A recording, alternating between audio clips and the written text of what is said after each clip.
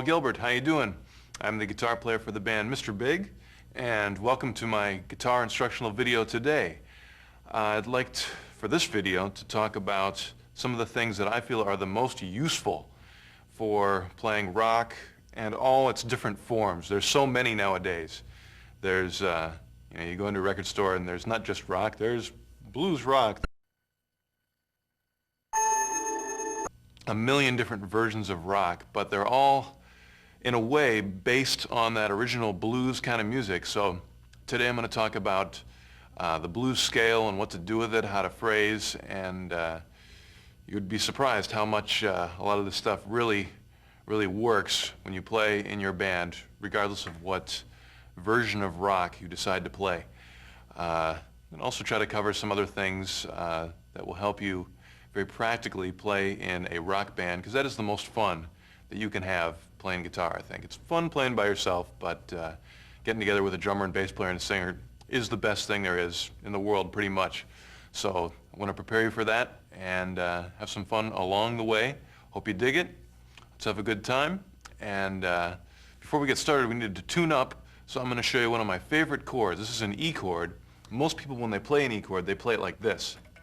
It's a very standard E chord. But I'm going to do something a little bit differently. Instead of using that G sharp note right there, I'm going to move that up to this B note. Fingerings, you sort of have to put your arm in sort of a strange position, but it's worth it because there's no third then. It's just all root, fifth, root, fifth, fifth, root. So that's, to me, the heaviest of all the E chords with some distortion.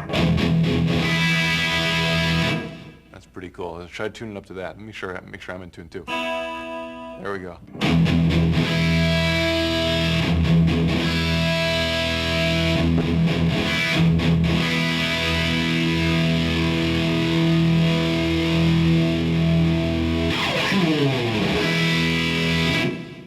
All right.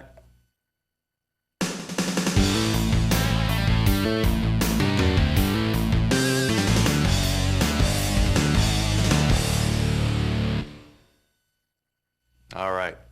Well, one really important scale to know to get into the blues rock kind of style is, of course, the pentatonic scale. And I'm going to play one for you in the key of A. It sounds and looks like this.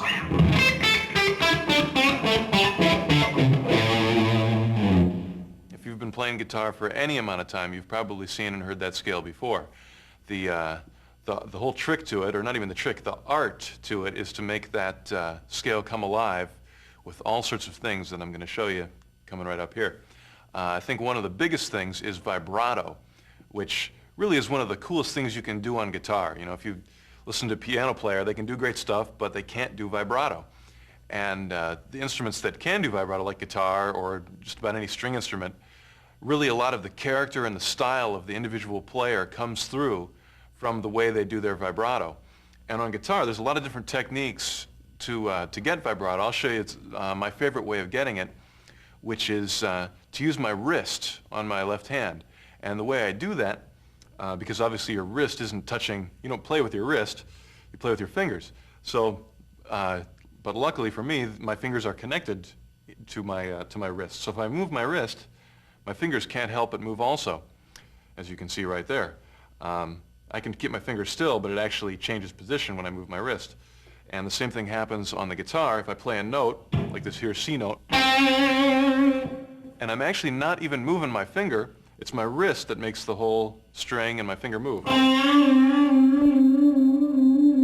So you can see this part of my hand going up and down, and my finger's not doing that. It's just staying in one place and moving like that. And I always have this part of my hand, the top part of my finger, on the bottom of the fingerboard like that.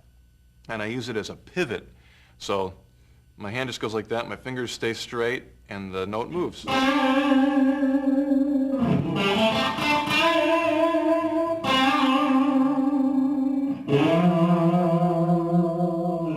Now, if you want to, you can use your fingers, but it's just a whole different technique. I'm not particularly good at it, so I'm going to show you what I'm a little more comfortable with. Hopefully that thing will work for you too.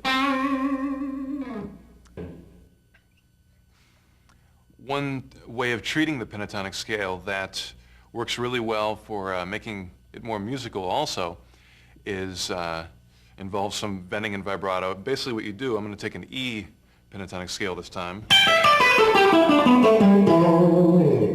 and just pick any note you want out of that scale and bend up to the next one. So sometimes you're going to bend up a whole step, like in this case, to get to that next note. And sometimes you're going to have to bend even farther, like if you pick this note, you got to get all the way up here. So you got to bend real far there. That's a pretty far bend, but it's worth it. You get that. You can get really cool licks that way.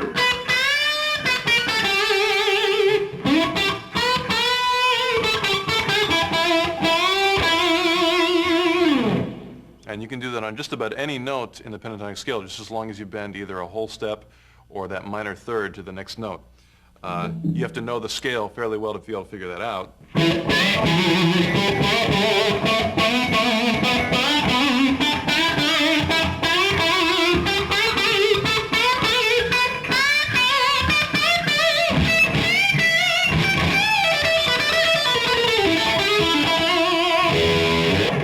That's an example of each one. You probably don't want to do it in order. It sounds too much like an exercise. You might want to mix them up a little bit more.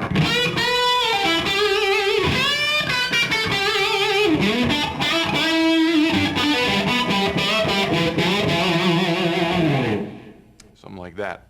Another way of treating that is by, instead of starting on a pentatonic note, starting on the note below it and bending up to it. For instance, if you want to hit this note, the G, you could start on the F sharp and bend up to the G. So you don't have to bend quite as far, and it makes it a little more, I don't know, fusiony or jazzy sounding. And you can get these kind of bending licks this way.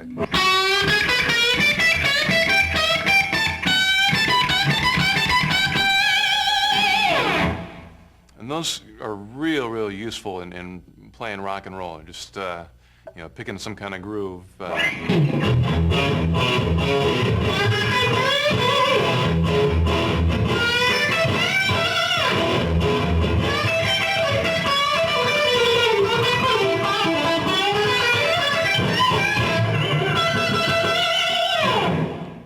Another way that you can make the pentatonic scale come alive a little bit is by doing slides, not using an actual slide, but just sliding with your fingers on the string. A couple ways of doing that. You can slide up to a note on one string like this. You can also slide on a lower string and then hit a higher note like this. I like the way that sounds a lot.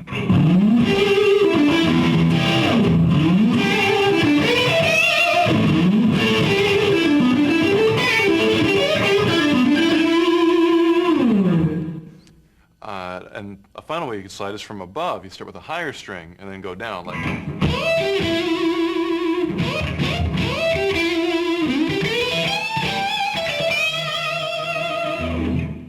So a lot of things you can do. I guess you could also slide down. You go like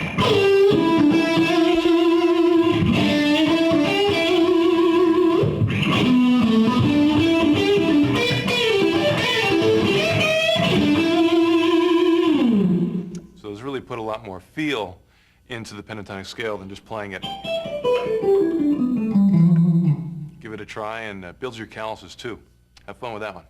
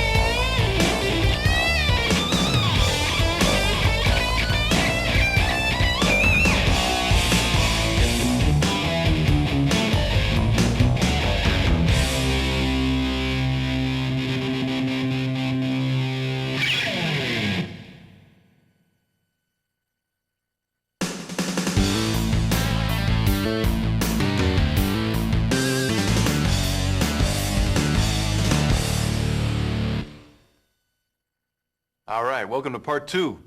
Thanks for making it this far. We're going to continue on talking about blues and what to do with it. This next part involves music theory, which usually music theory and blues don't go together at all. But in fact, I remember when I first went to G.I.T. and learned a lot about music theory, it kind of destroyed my blues playing for a while because I started playing very diatonically, which basically means very strictly within scales. And most of those scales were major and minor scales, and they didn't really fit into blues all that well. So for a while, it's kind of hampered my blues playing. But after I'd done that, I really wanted to figure out what scales worked for blues. Because I thought there must be some sort of rhyme or reason to it, some way to study what fits and what doesn't. And this is what I came up with. Of course, first thing to look at is the chords in a blues progression, which are usually, if they're a big chord and have like thirds and sevenths and notes like that in it, usually be a dominant chord, like an A7, where you've got the root, the seventh, and the third. And sometimes you just hear straight this sort of thing. That still fits in. And believe it or not, the other two chords in the blues progression are also dominant chords. You'd have a D7 and an E7.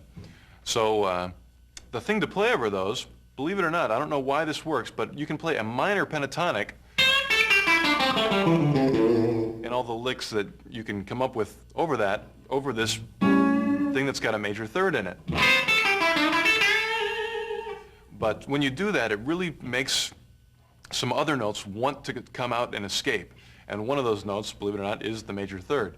So a lot of times it's really cool to use both those thirds. Use the minor third and go right up to the major one right after it. So it's sort of the progression that can't decide which third it wants to use. So you just use both. There's both right there. Both there again. Even in rhythm playing, you hear this a lot. With that minor third going right into the major. You can do it with bending, or you can do it by actually fretting the note. But that's a really useful thing. Another way you can get that same effect is by playing the major pentatonic scale in that same key, which would be down here. And that gives you the major third right there. Both of those can work together over the same chord, strange as though it may sound.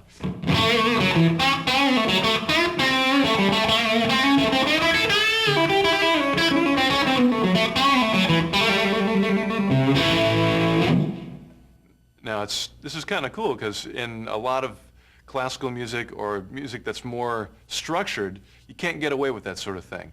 And there's a real art to putting the major and the minor third together, to putting those two scales together.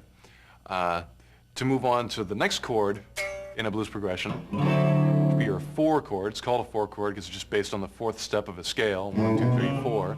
1, 2, 3, 4.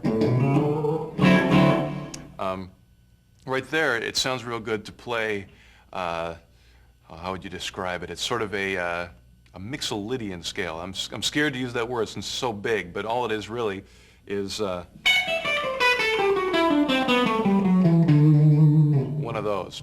And again, when you just play the straight scale, it sounds sort of clinical, or just certainly not bluesy. It's the art comes in taking the notes of that scale, figuring out which ones are important to the chord, and doing all the slides and bends around it. Let me show you a scale I came up with that is in that same position as your first chord, so you don't have to move your hand all over the place, but you can play over this chord. It goes like this.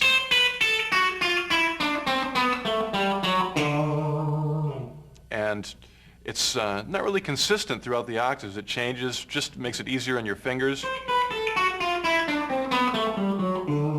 And for me, it's real good for phrasing. I'll give you an example. If you're playing an A,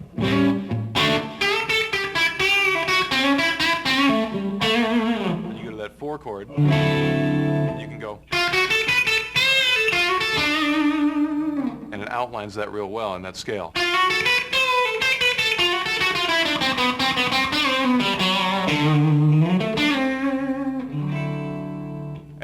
same thing with the 5 chord. Just move that scale up.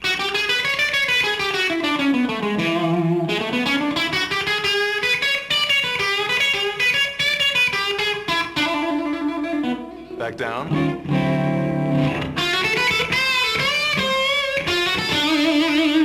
Then back down to your 1 chord.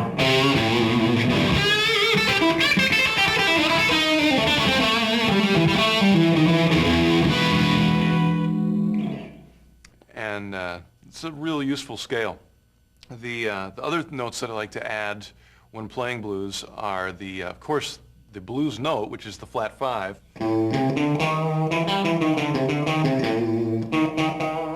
or the tritone.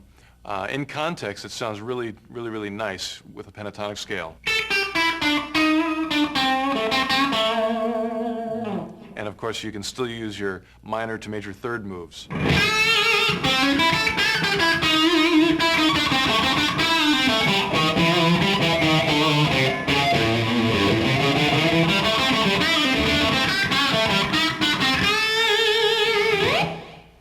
And I think the last really important note to consider is the major 6th, which a lot of times I think of it as the Dorian note. It's a note that's specific to the Dorian mode. And it's also a note that sounds real good over that 4 chord.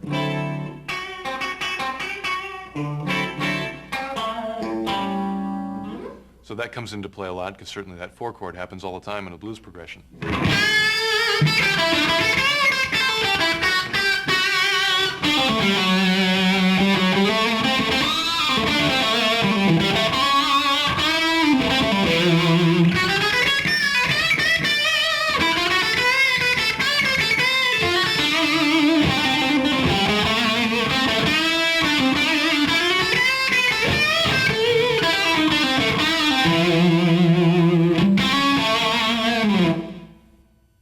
Now that you know some more notes to use for the blues scale, here's some more techniques that you can use to play them. Here's some techniques that are sweeps, which for me are always a little bit frightening. It's a difficult technique, or at least it is for me. So these are fairly short, so they're not quite as hard. The first one is hopefully pretty easy. This is one of the easier ones for me because it's based on a chord that you see pretty often. If you're in the key of E, you just play a major E triad. But the trick is, since it's 1 note per string, you can do 3 downstrokes right in a row. And it sort of makes it into one move. It's not 3 separate motions like this. You don't really come up to go back. You just go down 3 times right in one direction.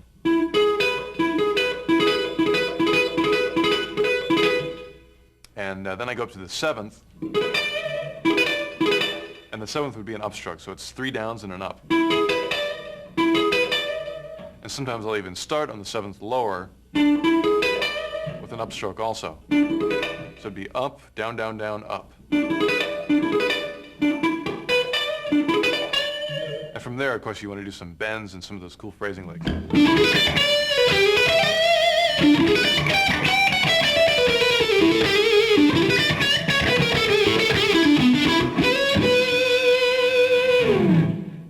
Another one that I like to do is a very similar technique, just a wider stretch up on these notes. I start this time on the G note, and here's the sweep. It's the blues note, which would be a B flat, a C sharp, which would be your major 6th, that Dorian note. Then here we have the E, it's a key where it ends, that always works. Then I end on the minor 3rd G, which is in the pentatonic scale. And bend that a little bit to make it sound like that major one.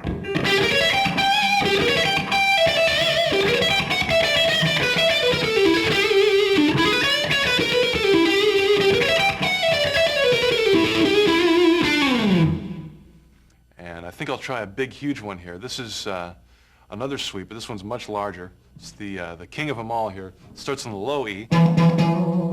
Has 3 notes that are swept. It'd be the root, the 3rd, and the 5th. Then I go up to the 7th with my pinky. So it's 3 downs and an up. Then I slide back up to the root. Do this shape here, which is 4 downstrokes right in a row. But you want them to sound separately, so you move your fingers. And and then I go up to the E with my second finger, and the G sharp with my pinkies. That's a pretty long one. I'll play it slow for you.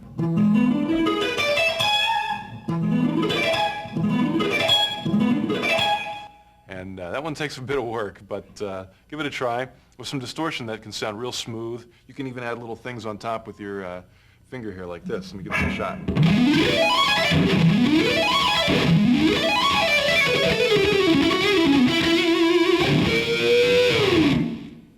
So, in my never-ending quest to try to be analytical about everything, I decided to make a blues scale that had all the notes of the pentatonic scale as well as all the extra ones that I've just talked about. So I played that pentatonic scale, and I decided to add the major third, and decided to add the flat 5, and of course the major 6th. And just for the heck of it, I threw in one more, the 9th. Oh man, it gets confusing with all those notes. Let me try it again. There it is. And to try to get out of just playing a straight scale up and down, I came up with this pattern and this fingering. Check this out.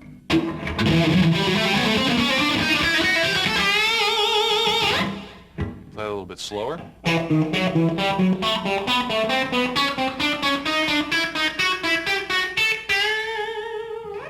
A lot of notes. It's kind of a cool, kind of fusion-y thing.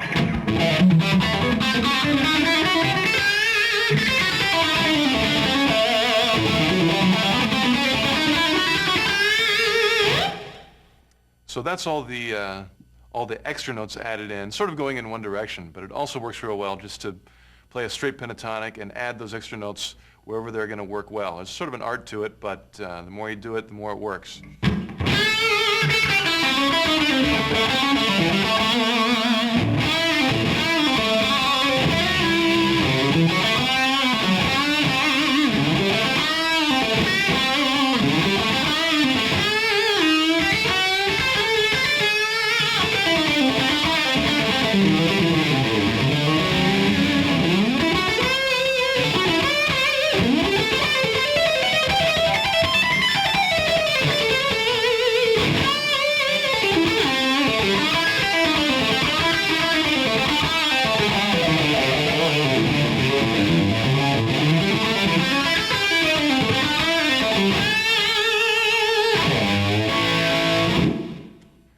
But there's still 3 notes we haven't used. We haven't used the flat 9, which would be the B flat in this case, and A.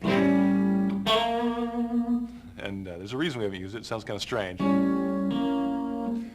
also haven't used the minor 6th, and we haven't used the major 7th. And there's a way we can do them. There's a way we can use them, though. It's by using some chromatic techniques.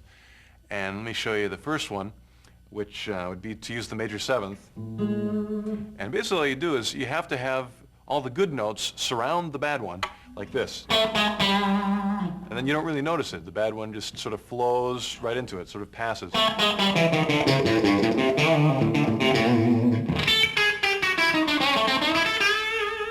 then everything's okay. So you can actually use those strange notes that don't fit as long as you just start with a good one, stick the weird one in between, and then end with another good one.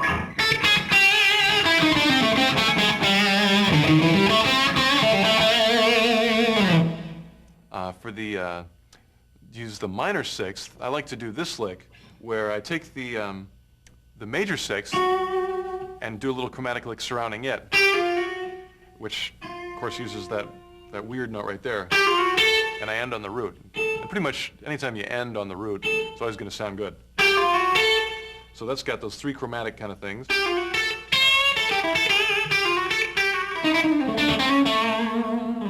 That lick's real useful. Use it all the time.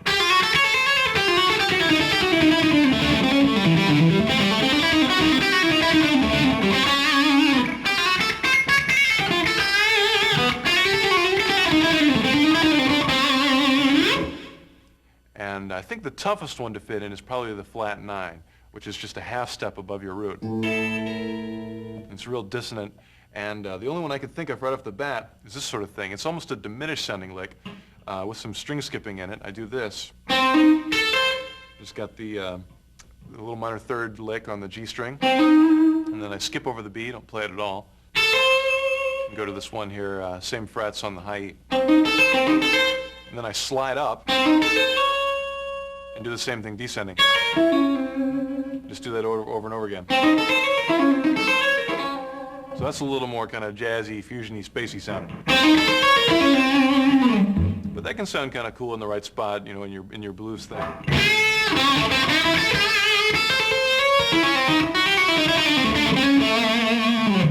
You know, all your jazz friends will be impressed, hopefully.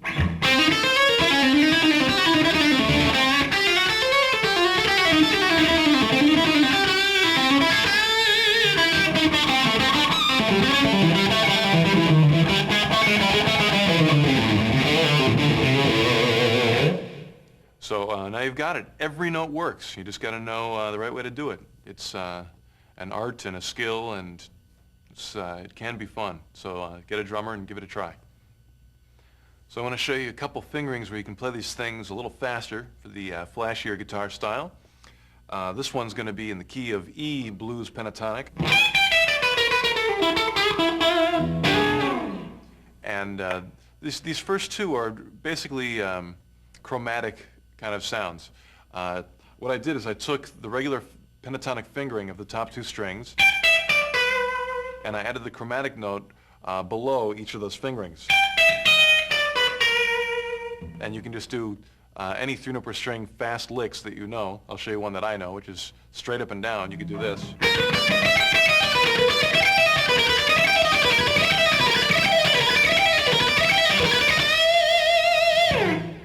And you can do the same thing adding a note higher.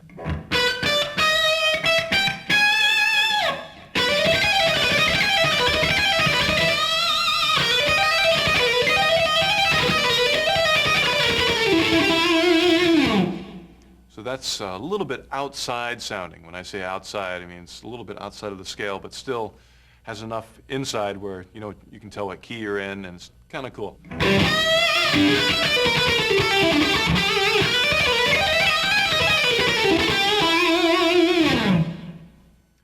Another cool fingering for playing faster blues things is this. This is one of my favorites because it's all the same.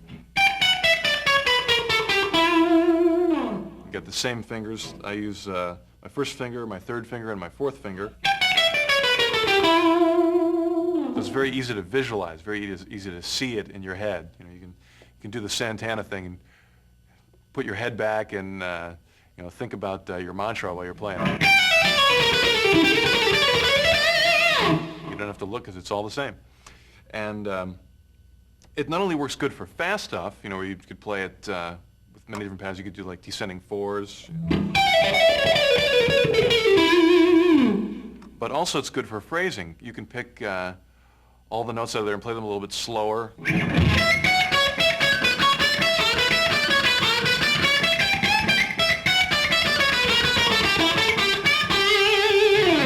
With some of those bends and slides.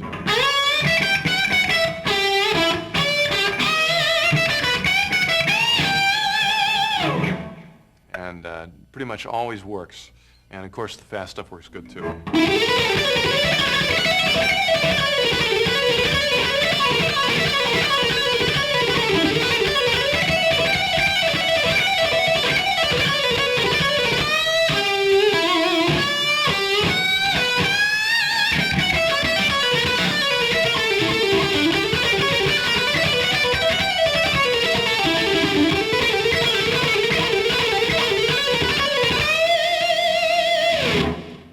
All that one little scale there.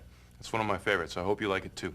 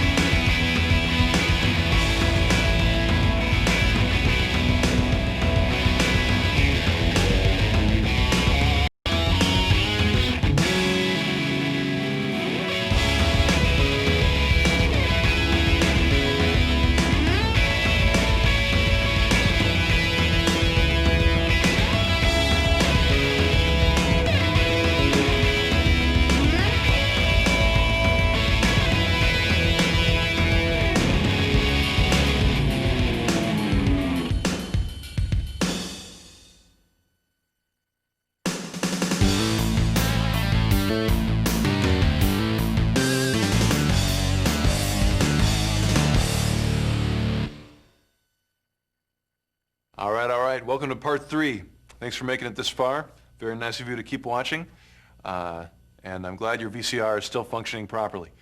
For this next part, I'm going to continue on with the blues style, rock style of guitar playing, but we're going to get into some more fast and technically challenging guitar licks. I'm even going to change the key. I've been playing a lot in the key of A and the key of E, and those tend to be very easy for guitar players. It goes along with the open strings. It's easy spots, all the dots in the right place, but I'm going to challenge you with the key of C this time. Nice on piano, a little strange on guitar, but it's okay. Up here. This first lick is pretty straight blues scale, but I'm going to play 5 notes of it, starting with the 7th, which in this case is B flat, and then on the 3rd, which be E flat. And all I do with those notes, descendings, 5 notes over and over with a lot of pull-offs, and I try to get it as fast as possible.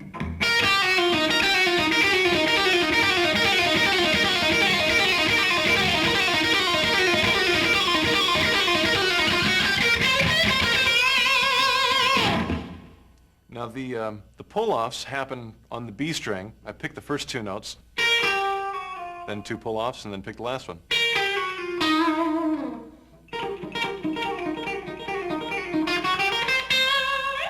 You can also go down and go up together.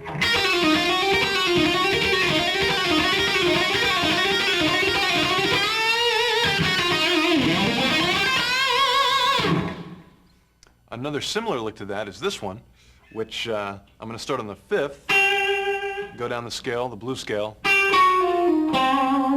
and on the root, which is C. And again, do descending 5s, just straight down over and over again. Do that a little bit louder with some distortion.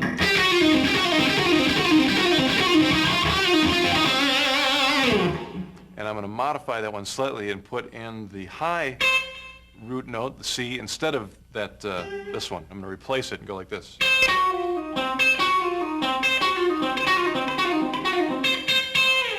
And let's hear what that one sounds like. The thing that sounds cool is if you put the 2 together, then alternate between that note and this note.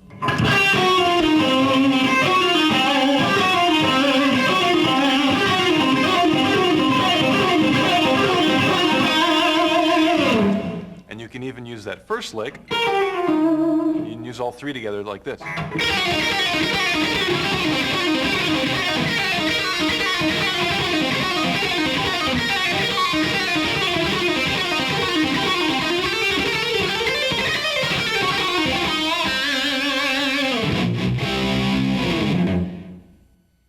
All right. Well, this next one, I think, is a requirement of all lead guitar players. If you want to be a lead guitar player, you got to know this one. It's descending 3s in pentatonic. So you take your pentatonic scale, A in this case, and you just start at the top note and go down 3 notes. Start at the next note down and descend 3 notes. Keep going on like that. And then you do it without stopping in the middle. So it sounds like...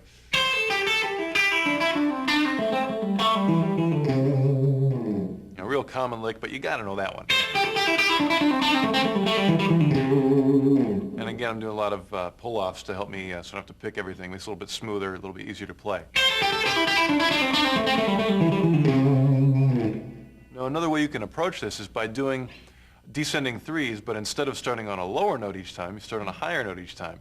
So to make that work a little better, I'll start at the bottom of the scale on the E note and do a descending 3 there. Then I'll start on the next higher note, next higher, and so on.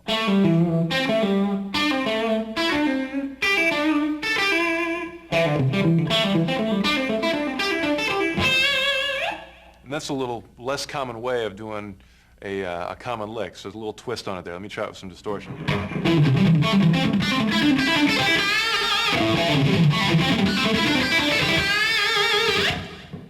Another variation on that, which I really like to do, is to do these descending 3s, like right here, using the blues scale, the blue note in there, and I actually use the bottom 2 notes as a pedal, and I change the top note around. that sort of thing. You can do the same fingering on the next set of strings. Those sound real good together. You can use that on the top of that same lick that we did before with the descending threes.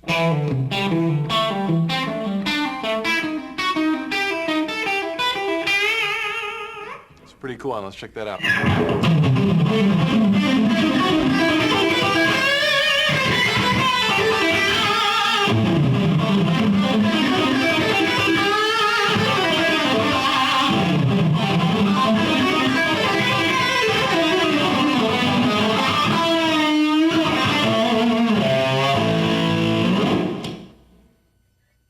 Very, very cool. Well, let's take you up to the key of C for this next one again. Here's some more hammer-on pull-off licks using the blues note and 2 notes on the B string. And the pattern, first I'm going to do a little pull-off like this. Pretty simple pull-off, and then just add 2 notes at the end. If you do that over and over again, it sounds kind of cool.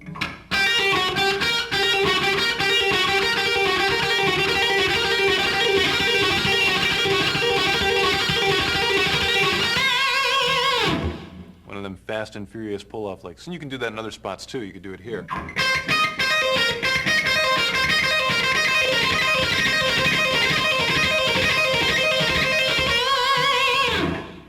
And it only uses 2 fingers on your left hand, so if you have a hand like Django Reinhardt, that one worked fine for you. Another version, it's actually using the same notes as this one, where you just do descending threes. But the fingering's pretty interesting because you have to get your third finger to go between the strings pretty quickly.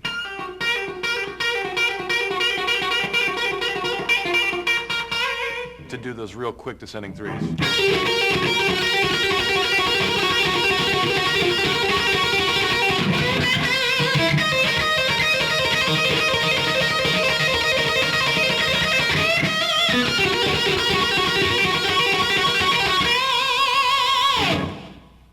That's actually a very precise technique with both hands. There's a real quick picking thing that has to happen to go between those 2 strings that quickly.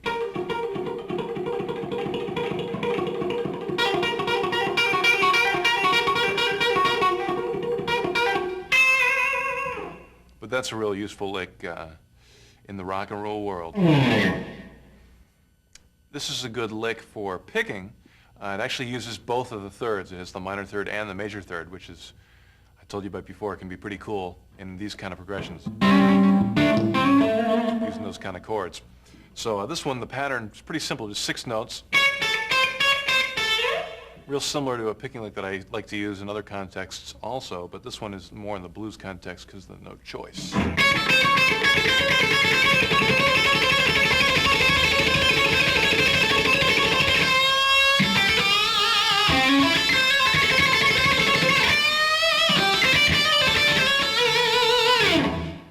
Other fingerings of that are this one.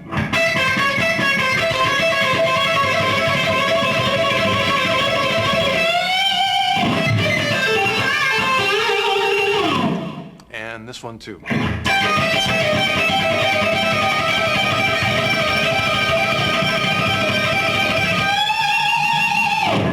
And here's all 3 together.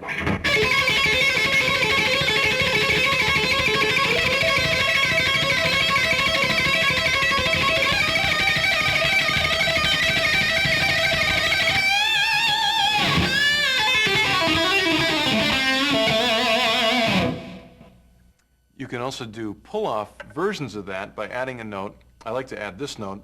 It's the root there, the A. And I'm actually picking about half of it.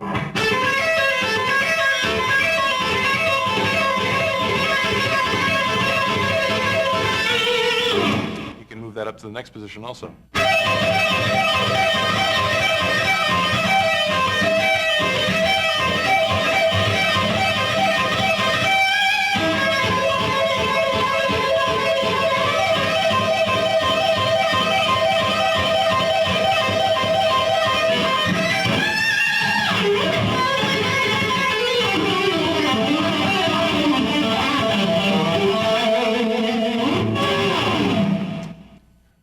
G, another key we haven't really used yet. We're going to use it now with a Mixolydian lick in the key of G.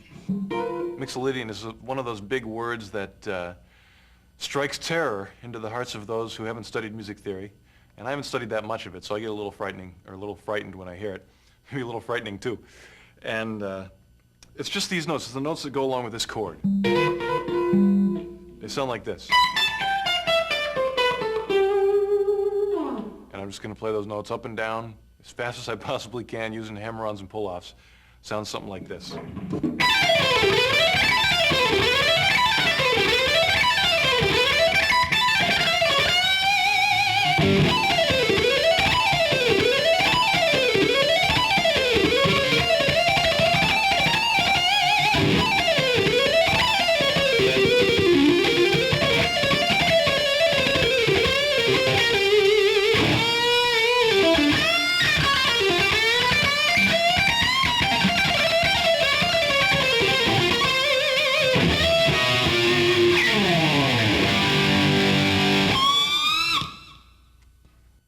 Heavy blues, kick-ass rock and roll.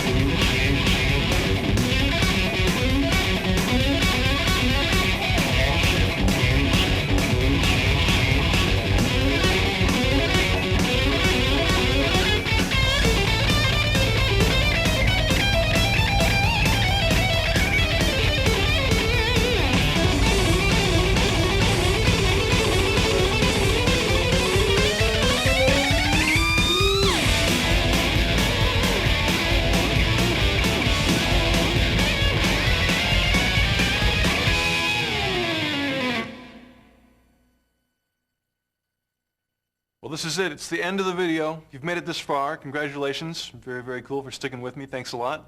I hope that all the stuff that I've been playing helps you out somehow in your own playing. And I hope that you can get into a band and make it useful in real live music. Crank it up. Have it sound good. Always remember to use your imagination. I've got a imaginative tuning here for you to check out. I'll play the piece first, and then I'll show you how it works. I'm just doing a big stretch here in the key of F sharp, a little F sharp minor arpeggio, but check it out with this tuning.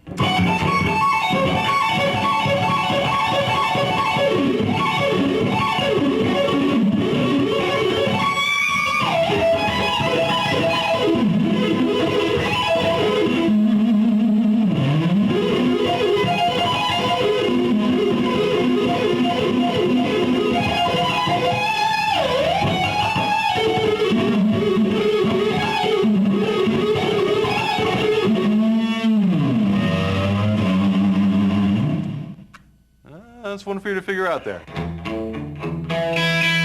Good luck. We'll see you soon.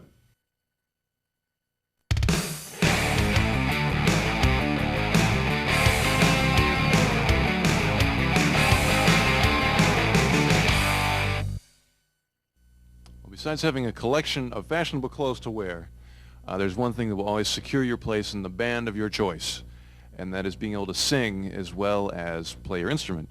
and hopefully being able to do both at the same time. The best way to practice this is basically to do just that, to find songs that you like and play and sing them at the same time. It takes some work, but eventually you'll get it down. Here's one you can try. There's one that's challenging for me. It's got some keyboard parts that I play on guitar, and I get to sing along at the same time. It's an old Emerson, Lake and Palmer song called Carnival Number 9.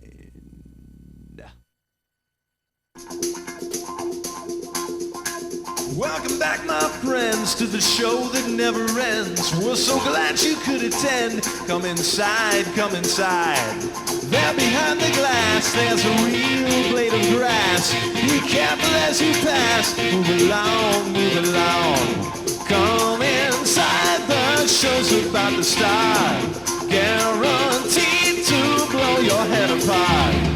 Rest assured you'll get your money's worth. Show in heaven, hell or earth. You gotta see the show. It's a dynamo. You gotta see the show. It's a rock and roll. Oh, right before your eyes, we put laughter from the skies. And he laughs until he cries. Then he dies, and he dies. Come inside, the show's about to start. Guaranteed to blow your head apart. You gotta see the show. It's a dynamo. You gotta see the show. It's a rock and roll. Oh.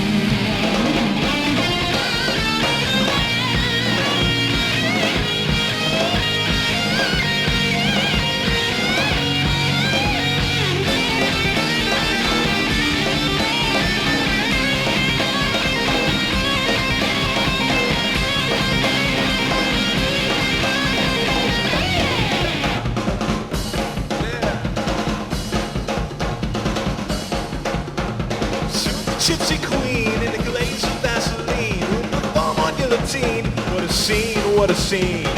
Next up on the stand, will you please extend a hand? Alexander's Ragtime Band, Dixieland, Dixieland. Roll out, roll out, roll out, see the show.